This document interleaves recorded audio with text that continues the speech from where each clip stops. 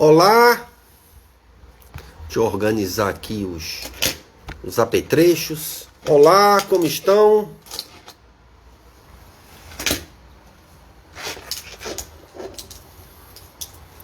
Boa noite, 8 horas, em ponto, ou passamos? Passamos um pouco. Não? Passou não? Está em ponto? Então nós somos pontuais. Gente, boa noite. Estamos aqui para mais um colóquio nosso. Estamos aqui no nosso laboratório, trabalhando. Nós estamos trabalhando. Isso aqui é um trabalho. É um senhor trabalho. Nos dirigirmos a vocês para conversarmos e dialogarmos, nos conhecermos e conhecer mais a doutrina. Tá bom? Vamos lá? Vamos fazer a nossa prece, a evocação dos bons espíritos, nos desejos de bons fluidos aqui para nós. Tá bom? Ave Maria, cheia de graças, o Senhor é convosco, bendita sois vós entre as mulheres, e bendito é o fruto do vosso ventre, Jesus. Santa Maria, Mãe de Jesus, rogai por nós, filhos vossos, agora e na hora do nosso desenlace, do nosso retorno ao mundo espiritual, que assim seja, graças a Deus. Gente, boa noite. Vidas sucessivas. Vamos evoluir o tema da evolução. Tá? Vidas sucessivas. Olha só. Percebam. Vamos começar feito uma Ferrari. Tá? Todo vapor. Vamos lá. Número 1. Uma inteligência suprema rege os mundos. Essa inteligência, a que chamamos Deus, é o eu consciente do universo. E é no universo, para o universo e pelo universo, que o pensamento divino objetiva-se. 2. Todas as criações desenvolvem-se de acordo com uma cadeia sempre ascendente, sem nenhuma solução de continuidade perceptível na série ascensional. O reino mineral passa insensivelmente ao reino vegetal, o reino vegetal ao reino animal e este ao reino hominal, sem que se possa perceber nitidamente a linha de demarcação. Elas desenvolvem-se duplamente no material como no espiritual. Essas duas formas de evolução são paralelas, solidárias, não sendo a vida senão uma manifestação do espírito que se traduz pelo movimento. Olha a alquimia. 3. A alma, o espírito encarnado, a alma elabora-se no seio dos organismos rudimentares. Para tornar-se o que é na humanidade atual, foi preciso que atravessasse todos os reinos da natureza.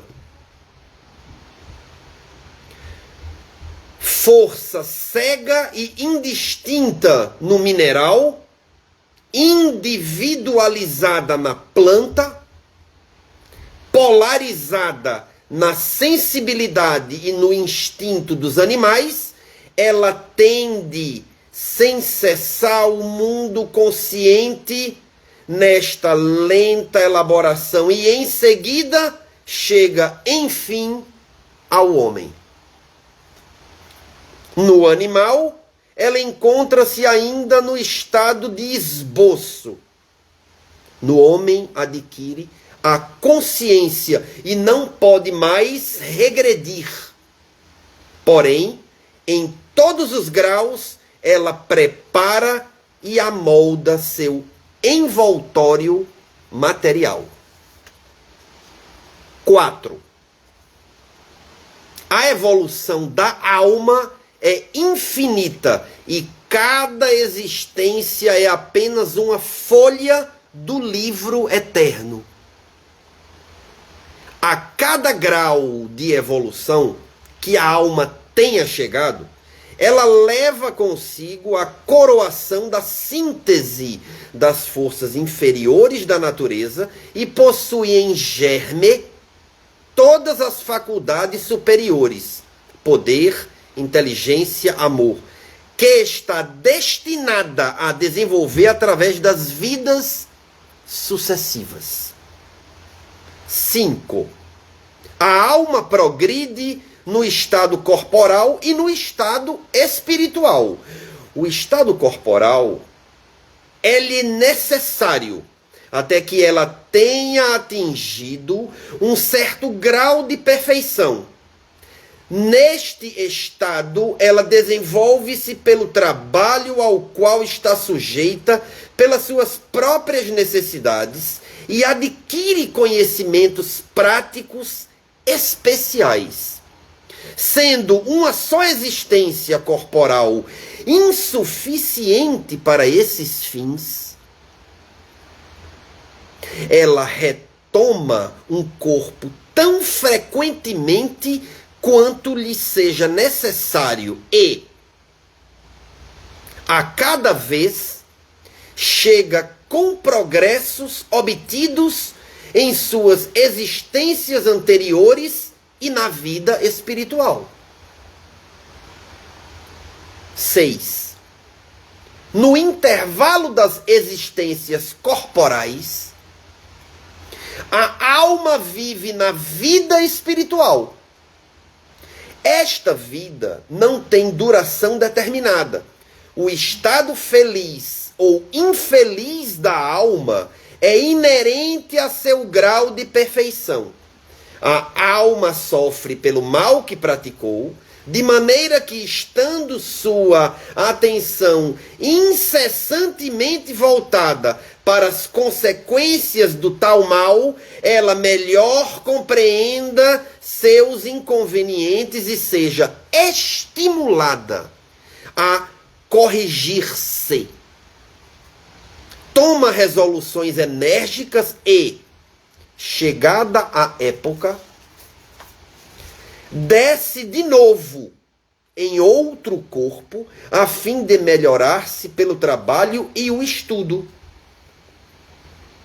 Conserva sempre a intuição, o vago sentimento das resoluções tomadas antes de nascer. 7. Logo que a alma adquire em um mundo a soma de progressos que comporta o estado desse mundo, ela o deixa para encarnar em outro mais avançado, onde adquira novos conhecimentos, e assim por diante, até que, não lhe sendo mais útil a encarnação em corpo material, viva exclusivamente na vida espiritual. Aí ela ainda progride em outro sentido e por outros meios. Tendo chegado ao ponto culminante do progresso, goza da suprema felicidade, é admitida nos conselhos do Todo-Poderoso, possui seu pensamento e toma lugar entre seus missionários, seus ministros diretos para o governo dos mundos, tendo sob suas ordens espíritos em diferentes graus de evolução. acertadamente poético. Oitavo e último, para concluirmos os prolegômenos. Vocês querem saber o livro, né? Vocês estão afim, né? Oitavo, a alma possui um corpo fluídico, perispírito, cuja substância é extraída do fluido universal ou cósmico, que a forma,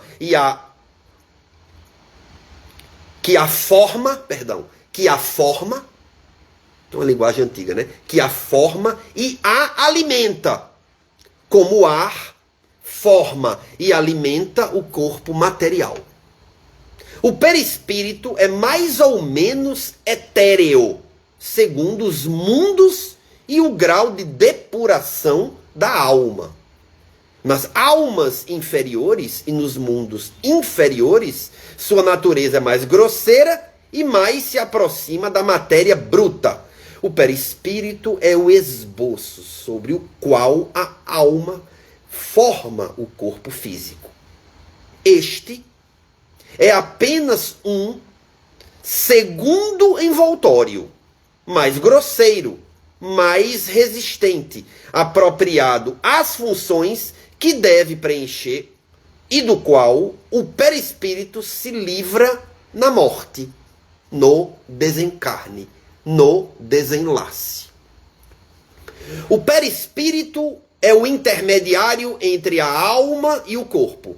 É o órgão de transmissão de todas as sensações. Para as que vêm do exterior, pode-se dizer que o corpo experimenta a impressão, o perispírito a transmite e a alma, o ser sensível e inteligente, a recebe. Quando o ato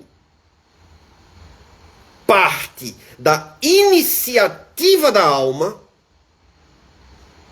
pode-se dizer que a alma deseja, que o perispírito transmite e que o corpo executa. O perispírito se comunica com a alma por correntes magnéticas. É pela força vital que ele está ligado ao corpo. Finalizando, o perispírito não se encontra fechado nos limites do corpo, como em uma caixa. Por sua natureza fluídica, ele é expansível. Irradia-se por fora e forma ao redor do corpo uma espécie de atmosfera que a força da vontade pode mais ou menos apagar. Daí que pessoas que não estão em contato corporalmente podem estar por sua alma e se transmitem sem saber suas impressões e algumas vezes até mesmo a intuição de seus pensamentos, ou seja, o ato telepático. Poderíamos...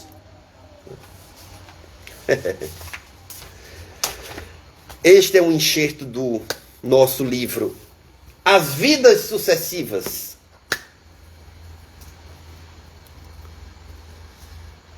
Tá? É um enxerto, na verdade nem é do Albert de Rochat. Ele citou esse enxerto no livro dele. É um capítulo mais adiante, intitulado A Religião do Futuro. As Vidas Sucessivas, Albert de Rochat. Eugène Auguste Albert de Rochat, 1837-1914, foi homem de inesgotável curiosidade intelectual e de vigorosa capacidade de trabalho. Dedicado de início à carreira militar, de Rochat deixou cedo o exército, ainda bem, para dedicar-se ao ensino, à pesquisa e à redação de suas obras. São da melhor qualidade científica seus estudos sobre os fenômenos de exteriorização da sensibilidade e da motricidade, levitação, hipnose e estados de suspensão da vida. sua obra mais importante é, indiscutivelmente, As Vidas Sucessivas, que a La Chatre, a editora La Chatre, resgata com esta tradução do injusto esquecimento em que se encontrava em raríssimos exemplares no original francês. Uma pena, graças aos esforços da La Chatre e a esses incansáveis pesquisadores que vai assinar aqui essa nota, tá? Essa orelha aqui do livro, vou dizer a vocês daqui a pouco. Foi com este trabalho que de Rochat praticamente lançou os fundamentos da técnica da regressão de memória. Pesquisou pessoalmente 18 pessoas entre 1903 e 1910, levantando não apenas a questão das vivências passadas, mas numerosos aspectos complementares e subsidiários que ainda permanecem à espera de mais amplas e profundas pesquisas, tá? Então, tá aí a dica, pesquisem. Sem ter sido espírita, e fizemos aqui a questão de trazer de Rochat para vocês, vejam, sem ter sido espírita, o que para muitos empresta ao seu trabalho o tom adequado de imparcialidade, ele contribuiu poderosamente para conferir status científico à reencarnação. Viga mestra do edifício doutrinário espírita. Por pressupor necessariamente existência, preexistência e sobrevivência do ser à morte corporal. Eis porque este é um livro inserido em plena atualidade, sem ter deixado de ser um clássico, imperdível para os interessados em terapia de vidas passadas, espiritismo e psicologia em geral, demais assuntos, espiritualidade, espiritualismo, enfim. Hermínio Miranda assina isto que eu acabei de ler. Gente, o espiritismo não é detentor de fenômenos da natureza, ele os estuda. O fato da vida continuar e de nós sermos espíritos que estamos em um corpo, aqui aproveitando, empregados, vestidos, tal qual nós nos vestimos. Você vai no seu guarda-roupa e você escolhe uma vestimenta. Quando aquela vestimenta não é mais interessante ou é mais adequado uma outra vestimenta, você troca. Nessa metáfora razoável, trocamos de vestimenta quando necessário. A esta troca se dá o nome de morte, que não existe. Desenlace, desencarne. E assim, se nós somos espíritos que estamos em um corpo, somos, verbo ser, espíritos que estamos, verbo estar, em um corpo, quando deixamos de estar, não deixamos de ser. Correto? Deixamos de estar. E aí, quando deixamos de estar, o ser vai para outro lugar. É óbvio. Em se tratando de ir para outro lugar, porque ele é imorredouro, imortal, é essencial, ele precisa, para evoluir, retornar e retomar outra vestimenta. É aí onde entra o encarne, o reencarne. O encarne é a atual existência, o reencarne. E como nós trocamos de roupa algumas boas vezes, a isto damos o nome de vidas sucessivas. As diversas roupas que tivemos, não é? As diversas roupas. As diversas roupas que você teve. Você que viveu enquanto homem e mulher. Você que viveu experiências de gênero variadas. Não é? Por que não? É um fato. Certo? O azul de hoje foi o vermelho de ontem.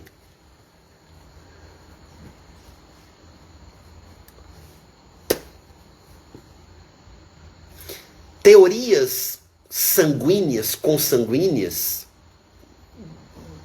filosofias correlatas, adjuntas, são interessantes. São explicativas, se a gente forçar uma barra, sim, mas não são nem perto de justificativas. Só a essência é. Consanguinidade não diz nada. D mais portentoso. Não é? Então, o que nós somos hoje revela uma pluralidade de vidas, de mundos habitados em épocas de outrora, que trazemos conosco. Foi parcialmente esquecido, faz parte do pacote. Quando nós fazemos o descenso e reencarnamos, faz parte do pacote apagar tudo, tá? É assim que é. É a lei da evolução. Não é? E assim, desde sempre. Imagine, há 4,5 bilhões de anos, a nossa estrela existe. Dos 9 dela. Dos 9, o nosso Sol, perdão. Estrela-Sol. Eu pensei no Sol e disse estrela. O Sol é uma estrela de quinta grandeza, que vai durar 9 bilhões de anos. Esse é o tempo dela. Tem metade. Falta 4,5 bilhões. Então a gente tem que fazer alguma coisa assim. Em 4,5 bilhões de anos. E isso é evoluir. A Terra é mais novinha. Claro. Supõe-se, não é? Do que o Sol. A Terra tem 4,53 bilhões de anos. Tá? É mais novinha. E vê que história interessante. Quando a Terra tinha 1 bilhão de anos, 1 bilhão de anos. Quando a Terra tinha 1 bilhão de anos, ou seja, há 3,5 bilhões de anos atrás. A Terra tem 4,53 bilhões de anos. Então, quando ela tinha 1 bilhão de anos, a 3,5, você não deve estar lembrado, a 3,5 bilhões, a 3,53 bilhões de anos atrás, um cometa, o que é um cometa? É uma pedra de gelo no espaço. Não foi o cometa dos dinossauros, não, que nem dinossauro sonhava ter. Um cometa pegou no planeta. O cometa é uma pedra de gelo. Pegou no planeta. E foi um arraso, foi um choque. Foi uma trombada, foi uma pancada, foi uma batida. Foi um acidente interestelar. E o resultado, naquele planeta que estava uma bola de fogo, foi que uma massa enorme de gelo chocando-se, água com fogo, a atmosfera começou a surgir mais apropriadamente e choveu 500 milhões de anos. Foi um toró de somente 500 milhões de anos. Vocês certamente não estavam lembrados, tá? 500 milhões de anos chovendo. Essa chuva provocou o quê? Provocou a formação acho que de quase tudo que significa água no planeta, né? Primeiro foi logo os oceanos, né? E esse resfriamento e o processo de alagamento inerente e inevitável, né? Principiou, e aí está nos livros de biologia, nos livros de antes de ciências, a formação da vida, uma vez que a água entrou no circuito, e a água é o último dos elementos. Você tem o fogo, Você tem a terra, você tem o ar e você depois tem a água e você forma a cadeia quaternária, os 4 elementos. Surgiu a água e tempos depois a vida. E tempo, e bote tempo, e aí a gente não vai entrar nessa prosopopeia de ciência. Eu trouxe para, a princípio, levar vocês aonde eu quero que vocês cheguem, tá? Do ponto de vista de evolução humana, o que a gente pode voltar de mais para trás mente, pega em 3,5 milhões de anos, que são os não é bi, aí, né? Milhões de anos, que são os australopitecos, tá? E aí depois vai vir todos aqueles nomes complexos, né?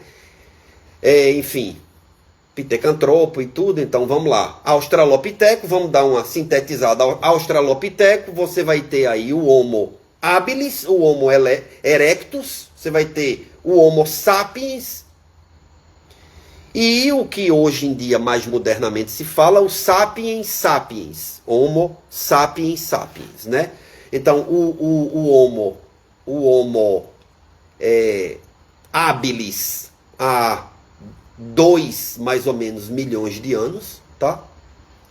O erectus há 700 mil, 800 a 700 mil anos atrás. O sapiens, e aí já a evolução acontecendo, a teoria sobretudo darwinista, né? Darwinista, de Darwin, acontecendo, e aí, enfim, é a ciência que a gente tem, mas muitas descobertas a cada década são feitas para quebrar os números. Parece que a humanidade é mais para trás ainda, entendeu? Enfim, esses são os números aproximados. Então, o Sapiens há 250 mil anos atrás e o Sapiens sapiens há 200 mil anos atrás. E aí chega numa humanidade, em um homem, em uma elaboração, em uma forma que comporta a individualidade do espírito. Porque dele para trás, passando pelo Sapiens, pelo Erectus, pelo Habilis e outros, até o Australopithecus, era tudo alma-grupo, era bicho. Alma-grupo. Não era alma, era alma-grupo, não era espírito. Do ponto de vista de individualização. É ou será, como foi, a partir do Sapiens sapiens, 200 mil anos atrás. O início de construções sociais mais abalizadas, organizadas. O início da individualidade, da individualização como espírito, do espírito. Testa achatada, lobo frontal mais formado, evoluído para frente, né, da caixa craniana, a emergência do 6º chakra, aqui ó, a hipófise pituitária aqui, tá? Que surgiu endocrinamente na evolução, como que essencial ao processo de individualidade, o 6º chakra, tá? A pituitária, para depois vir a pineal, 7º chakra.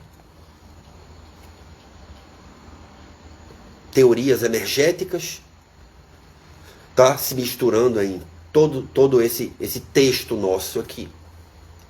Isso tudo é muito bonito. Essa geografia psíquica, evolutiva, espiritual, energética, tá? Dos australopitecos até nós, a gente pode entender 80 mil gerações, se a gente postular uma geração como sendo um período de 50 anos. Vamos arredondar. Há controvérsias, há pessoas, né? Me refiro a isso. Há pessoas que né, formatam geração como 40 anos, 30 anos. Vamos entender numa conta mais de dobradura, de origami, uma conta mais certinha, exatinha, 50. Vamos jogar essa. Meio século. Uma geração. 80 mil gerações do Australopithecus até nós. 80 mil. 80 mil gerações. Do Sapiens Sapiens há 200 mil anos atrás, são 4 mil gerações na conta. 4 mil gerações. Olha só, caiu muito, né? Por que do Sapiens Sapiens? Porque foi quando nós nos individualizamos como espíritos. Tá? A linguagem foi construída, né? Vamos, entre aspas. A linguagem foi construída há mais ou menos 40 mil anos atrás. 800 gerações. A escrita há 100 gerações. 5 mil anos, um pouco mais, ali, 5 mil e pouco, entendeu? Lá com os sumérios, caldeu. Você vê, linguagem escrita. Então veja só. Se a gente falar em linguagem, 800 gerações. Comunicação, se a gente fala de escrita, mais comunicação, mais ordenamento, 100 gerações.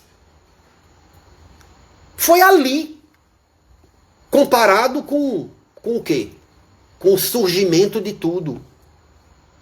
Você sabe qual era a população do planeta Terra na época de Jesus? Tem ideia?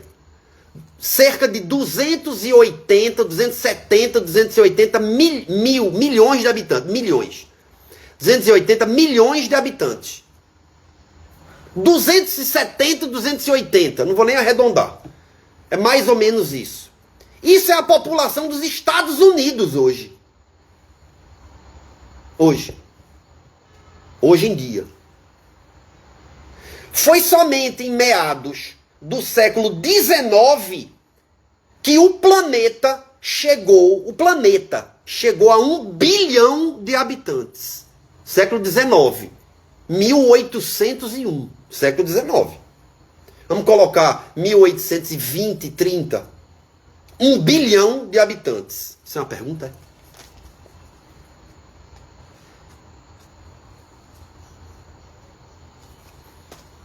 Uma pessoa pode.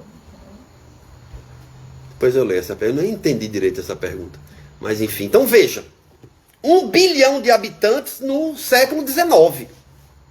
Em 1960, na década de 1960, 1965, a gente reuniu 2,5, 2,5 bilhões de habitantes no planeta. Na atualidade, hoje, você abre aí um Google, enfim, você vai ter 7,8 bilhões de habitantes. 7,8 bilhões de habitantes. Então, vejam os números. Olha a carreira que eu dei. Olha o encadeamento que eu dei. Tá? Olha o encadeamento que eu dei.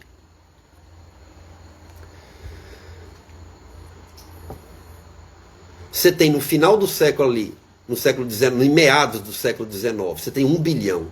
Na década de 60, tá? Você tem 2,5 bilhões. 2,5 bilhões. Na atualidade, em 1960, 2,5. Hoje, 2021, a gente tem 7,8 bilhões. A previsão é que em 2035, mais ou menos, a gente vai alcançar 10 bilhões de pessoas encarnadas em 2035.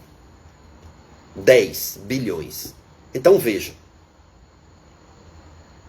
Se a gente entender, puder respirar um pouco esses números, a gente a gente percebe o óbvio, né? A gente percebe que em torno de 170 a 200 anos, a gente ampliou em 7 vezes o número de reencarnações. Vamos pensar nesse sentido. A gente ampliou em 7 vezes o número de reencarnações no planeta. Planeta esse que precisou de 200 mil anos para alcançar 1 bilhão. Vê um ângulo interessantíssimo da palavra evolução.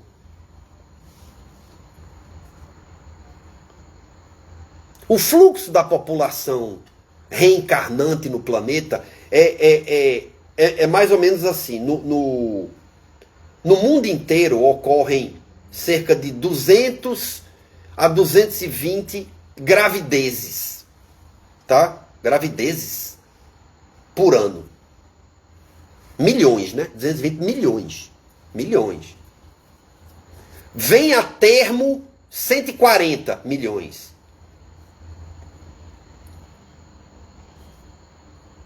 Quer dizer, um pouco mais da metade, correto? É isso? E aí? Nessa progressão, isso é assustador, não é? É ou não é? Tem pergunta? É a mesma, só que eu expliquei. Uma pessoa perguntou sobre o que? Australopithecus, é? Se pode ter sido encarnado, não. Ai, meu Deus. A gente vem... essa introdução ao tema vidas sucessivas e o movimento reencarnatório, o ato reencarnatório, a teoria reencarnatória, chama como quiser, a evidência reencarnatória, que a gente vai ver muito na próxima live, né? Meio live 2, né? Hoje é Espiritismo e Vidas Sucessivas. Live 2, aí vai ser a parte mais de evidências do processo reencarnatório, da reencarnação. Eu vou trazer aqui muitas coisas interessantes. Mas veja, pensem. Quanto tempo vocês imaginam que dura uma encarnação? Vamos fazer umas contas meio doidas assim, né? Não sei se vocês param para pensar nesse sentido. Mas, claro que não foi sempre assim do jeito que eu vou dizer agora, tá? Mas uma pessoa hoje vive em média o quê? 80, 90 anos, né? Aí a pessoa desencarna, veja, ele já viveu, vamos colocar 80, 90, né? Vamos ficar nessa marcha, né? E uma vida que sustenta uma longevidade hoje, do ponto de vista científico, do ponto de vista de tudo, né? De qualidade de vida, hoje sustenta, diferente de 50 anos atrás, diferente de 100 anos atrás, que a gente morria, né, desencarnava mais novo ou menos velho. Né? Não é? É assim que é. Né? Então, aí a pessoa com 70, 80 anos desencarna. Ela desencarnou, ela saiu, o ser dela foi para o lugar de onde veio. Voltou para casa. Aí ela foi para uma colônia espiritual. Vamos no popular. Ele morreu, foi para o tal céu, nominalmente uma colônia espiritual. E aí, quanto tempo ele passa numa colônia espiritual? Ele chegou lá, às vezes, ou na maioria das vezes, é um processo, né? É um processo. Imagine, vamos pensar aqui. A pessoa desencarnou. Se foi súbito o desencarne, e dependendo do quanto ele tinha uma noção das coisas, ele vai...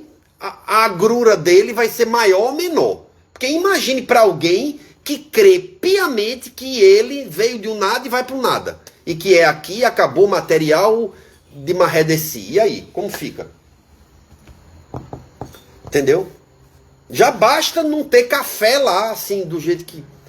Né? E não ter aqui também, que não podia ter um café aqui, né? Um café e uma água aqui. Assim, mas para a pessoa beber uma água, um café. Então, aí morreu. Desencarnou, acordou lá, e aí, que é isso, não sei o que, tal. Isso leva um tempo. tempo lá não existe, é meio congelado. Só que a gente tem que contar alguma coisa do ponto de vista daqui. Então vamos entender que ele passou 30 anos lá. Ele morreu com 70. Passou 30.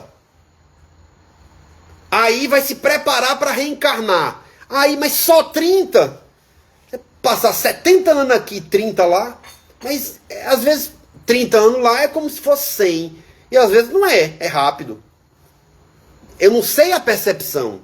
Quer dizer, eu tenho ideia, né? Não posso dizer a vocês que eu não sei. Eu tenho alguma ideia. Mas ter uma ideia é uma coisa. E mesmo que eu tivesse, passar essa ideia para vocês é danoso. Então, ó. Vamos arredondar a conta em 100 anos. Aí a pessoa voltou em um século. Mas aí eu pergunto a vocês. Vai ser sempre essa conta assim de um século de... Uma vez eu perguntando a eles, aos espíritos, eles me disseram que isso varia. Isso varia. O tempo, o que eu estou chamando aqui por tempo reencarnatório, né? Por tempo reencarnatório, que é, eu estou contando de quando eu nasci aqui e morri para quando eu vou nascer de novo, né? Então, vou colocar aí 100 anos. De 100 em 100. Eles disseram que é 120, 130. Já me disseram várias coisas. Mas se a gente fechar em 100, isso significa dizer que em um século eu tive 10 vidas. Ou a minha conta está errada? Hein? Ajudem aí. Não é não? Não é? Se eu sou outro a cada 100 anos, em um século, eu tive 10 vidas. Um século. 100 anos. Agora imagine se essa conta é assim, né? Um século, não. Um século não, um milênio. Ixi, eu tô doido. Um milênio, não é? Um milênio. Que século? Século já é 100 anos. Agora tá certo. Deu uma... Entendeu? Deu um tilt. Bugou, como diz meu filho. Bugou. Deu um bug. Um bug aqui, ó. Parou. Voltou. Um milênio. Ou, como diz ali um velhinho que eu conheço, um milhar. Uma milhar. Joga ali na milhar. 10. 1000. Então, Jesus tem 2000. Então, não é? 2000. Não é isso? Ou eu ainda estou bugado? 2000. Eu tive 10 vidas. Voltei para o ano 1000. Aí tive mais 10. Bati lá em Jesus. Já são 20 vidas. Aí eu, do mesmo jeito, com mais 10, eu voltei para trás. Então, como é que tem gente que diz que viveu não sei quantas 1000 vidas? Como é isso? Já viu gente assim? Ah, eu já vivi umas 500 vidas. 500? 500 vidas? 500 vidas? Espíritas assim, eu não sei, um espírito me disse. O pior é isso, aí é pior. Um espírito me disse que eu vivi 400, tive 400 existências, até expando assim meu quinto chakra aqui, ó. 400 existências. 400 vezes 100. Aí bugou. Já bugou. E aí? Gente, considerando, até se eu dividir, se eu dar um racha, e não for 100, for 50, fazer um racha assim, fazendo uma meiota, entendeu? Porque tem encarnação que eu vivi 80, tem outra que eu desencarnei com 30, aí eu vim feito como uma moça que morreu de tuberculose, aí eu desencarnei com 20, na outra eu vim um velho dono de uma bodega que desencarnei com 99. Eu tive vó que desencarnou com 110. Uma que desencarnou com 100. Bisavó com 110. Avô com 93. Outra avó com 101. Minha avó. Repare. Ó. Se a gente for fazer conta, os muitos que nós fomos, pode não ter sido tantos assim, mas sempre é o suficiente para nos dar consciência daquilo onde a gente precisa ajeitar. Antes da gente dizer consciência no tal mal que eu fiz, mas no bem que eu não fiz. Deixei de fazer e que pude pensar quando desencarnei, voltei, como foi lido anteriormente por mim aqui, naqueles prolegômenos, quando eu volto para o mundo espiritual, no período entre vidas, na intermissão, na erraticidade, eu aprendo muito. E aí eu quero ver então aquela pessoa que diz assim, eu me lembro, não lembra nada. Você pode, teve uma pergunta, não é? Uma pergunta que até Júlia, nossa trabalhadora, mandou para mim, e eu disse que ia meio que responder aqui. Vai ser aqui, vai ser na outra, né? Se nós podemos nos lembrar de outras vidas, ou... Claro que podemos. Regressão de memória existe. Esse livro aqui, As Vidas Sucessivas, eu estou trazendo para vocês de um pesquisador, de um técnico, no século passado, tá? Nem espírita ela, apesar de que entendia tudo de espiritismo e compartilhava com Kardec, que eu sei. Aí tem, né? Fiz questão de trazer para mostrar a vocês que às vezes o caminho para onde a gente deve entender e aceitar começa por ler pessoas que são sérias o suficiente para não dizer que é aquilo, mas que postula naquilo, uma vez que vida sucessiva, mediunidade, não tem nenhum domínio do espiritismo. O espiritismo não tem domínio, não patenteou isso daí não. Isso daí já existia no mundo. O espiritismo só navegou, por quê? Porque são fenômenos da natureza, são leis da natureza, psiquicamente falando. Então, claro que você vai se lembrar de vidas e a gente vai falar disso. Certo? Claro que vai. Tá? Deixa eu tomar meu cafezinho aqui rapidinho, tá? Uma entidade espiritual, um espírito, o tal do espírito de luz, né, que todos nós chamamos e gostamos e tudo mais, ele pode nos revelar, como foi dito a Kardec, ao professor Rivaio, que ele foi um sacerdote druida,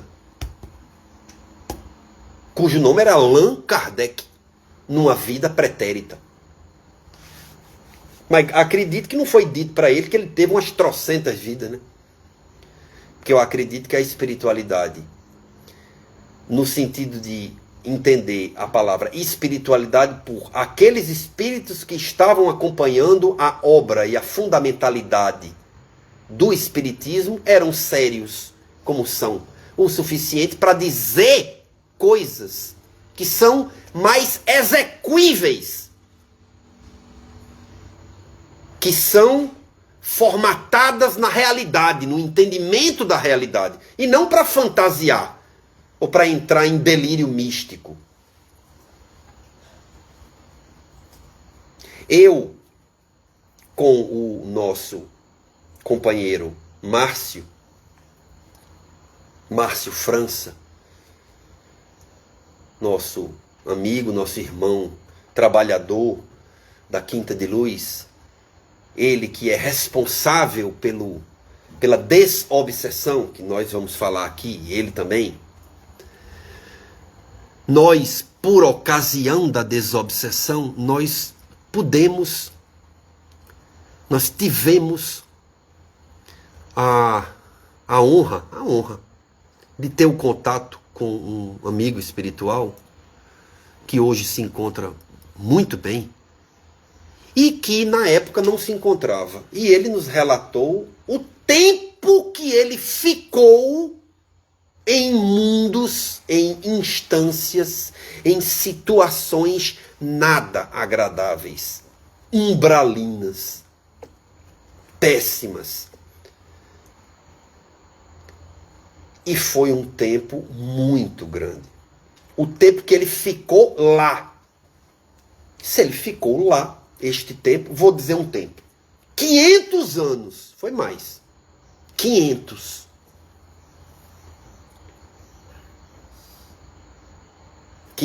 Márcio lembra disso. 500 anos. Foi mais, tá? Mas vamos, né? Aquela história de arredondar. 500 anos. Se ele ficou 500 anos lá, na nossa conta de a cada 100 encarnar, já passou quanto? Já perdeu ali, ó. Veja, e aí? Aí você vai conversar com uma entidade espiritual, com um espírito que não se encontra bem, e que esse espírito desencarnou há um bom tempo atrás. Um bom tempo.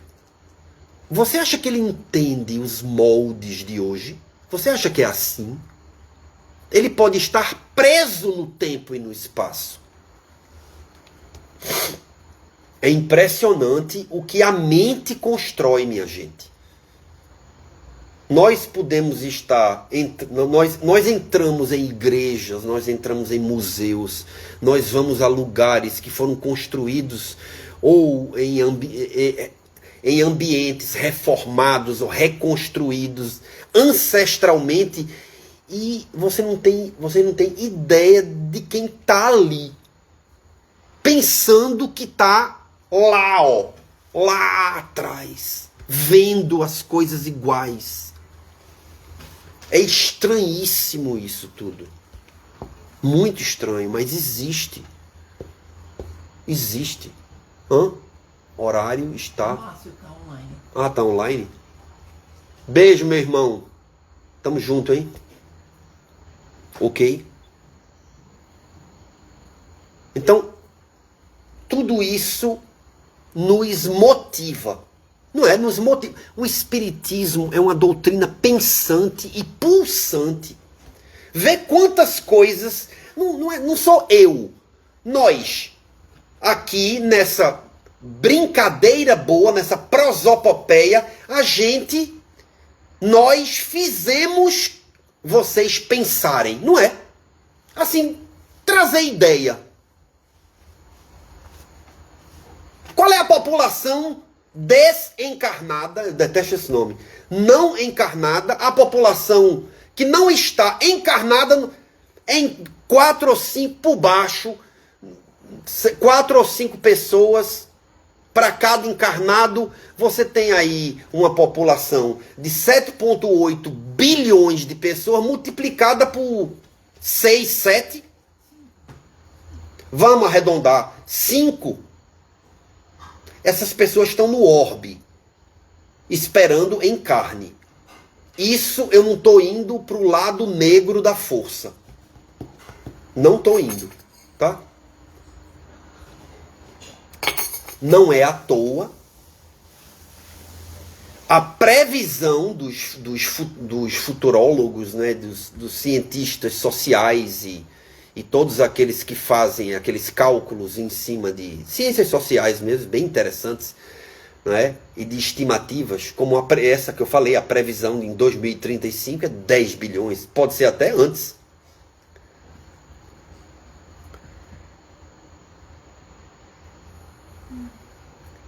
Por ocasião, infelizmente, do Covid, não é? Ano passado, eu acho que esse ano também, mas esse ano talvez ainda não tenha fechado, claro, para a estimativa, mas ano passado, desencarnou mais gente do que nasceu. Desencarnou mais do que nasceu. E nem estava assim, foi um ano atípico até nisso, né? Mas, enfim, atípico em tudo, né? Em tudo. Até nisso, tinha que ser.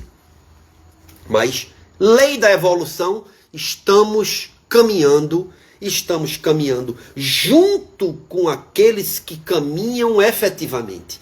E aqueles que caminham efetivamente são aqueles que têm na ciência a sua ciência. Então, quando você diz, você está ciente, irmão, você está perguntando, você e os seus domínios estão calcados na ciência? Sim, apontando moralmente para o Cristo, na obra de humildade, de gratidão que ele nos deixou. Ele, como um dos representantes, não é, dessa grandiosidade do Espírito. E sempre baseados em quem somos e nos indagando, nos descobrindo pelo viés filosófico. Estamos apontando para o fim do nosso colóquio hoje, tá? Então, o meu objetivo, nosso objetivo hoje foi trazer para vocês esse pupurri de informações sobre vidas sucessivas, sobre esse postulado existencial, espiritual, que é a pluralidade das vidas, as vidas sucessivas, os mundos habitados no sentido deste mesmo mundo e das eras que nós atravessamos, indo e voltando. E traremos, na continuidade dessa palestra aqui, desse movimento, na próxima live, evidências do processo reencarnatório. Pode ser até esse o termo, o nome. Tá? O espiritismo e as evidências da reencarnação. Gratidão. Eu é que sou grato. Tá? E não posso parar de admitir a saudade e a falta que eu sinto da nossa quinta de luz física, não é? Faz falta? Bora! Faz falta seres encarnados neste planeta que abriga essa casa tão maravilhosa que é a nossa quinta de luz. Eu estou sentindo falta do ambiente, do ar de respirar ali, da desobsessão, das batas, do pé no chão. Vocês estão sentindo falta do quê? Eu não sinto muita falta de gente, eu sinto falta de espírito. Nem tem aquele vídeo aqui. Não é? Eu sinto. Gente, tá, é claro, vou para a Quinta de Luz, aí tem aqueles abraços, tem. Ai, eu gosto de ver os espíritos ali andando, entulhado. Eu gosto de estar dentro da desobe, naquela. Lá atrás, assim.